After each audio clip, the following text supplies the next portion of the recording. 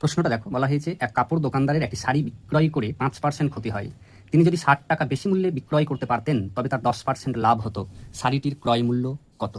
অর্থাৎ শাড়িটা যখন দোকানদার বিক্রি করেছে, কোনো একটা মূল্যে বিক্রি করেছে, 5% ক্ষতি হয়েছে। কিন্তু একটা শর্ত, তিনি ঘরে ফিরে এসে ভাবছেন যে আমি যদি আরও 60 টাকা বেশি মূল্যে বিক্রি করতাম তবে এর বদলে 5% তো ক্ষতি হতোই না, বদলে আমার 10% লাভ হয়ে যেত। এটা কখন ঘটতো? যদি সে 60 টাকা বেশি মূল্য নিত। অর্থাৎ 60 টাকা বেশি দরে যদি আরও বেশি দামে বিক্রি করতেন তাহলে 5% ক্ষতি না হয়ে 10% লাভ হতো। তাহলে দেখো, এটা নিউট্রাল, এটাতে না ক্ষতি না লাভ, জিরো।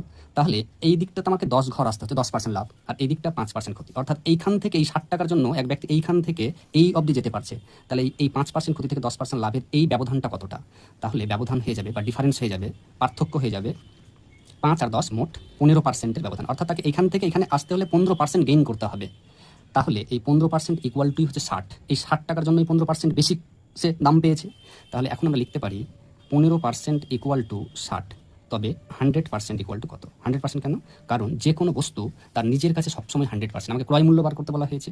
তবে ক্রয় মূল্য, যে কোনো বস্তুর ক্রয় মূল্য তার নিজের 100%। অর্থাৎ 100% বলতে সম্পন্ন বোঝায়। তাহলে 15% যদি 60 হয় তাহলে 100% কত? দেখো, 15-র 4 গুণ এটা, তাহলে এটারও 4 গুণ করে দাও। 4 15, তাহলে 15-র 4 গুণ 60, তাহলে 100-র 4 গুণ কত? 400। তাহলে এইটাই হয়ে যাবে অ্যান্সার। অর্থাৎ বস্তুটার ক্রয় মূল্য হবে, অর্থাৎ শাড়িটার ক্রয় মূল্য হবে 400 টাকা। তাহলে এই পদ্ধতিতে আমরা খুব সহজভাবে সলভ করতে পারছি।